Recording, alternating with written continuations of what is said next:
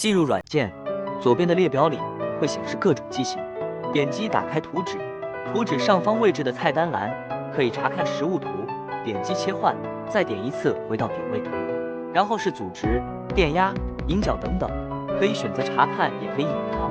最后是维修注解，点击即可查看所有注解，再次点击隐藏。屏幕右边的菜单栏可以查看该机型的原理图，线路分类里面可以查看各种线路。同时会弹出相关的维修注解，并把其他的注解隐藏。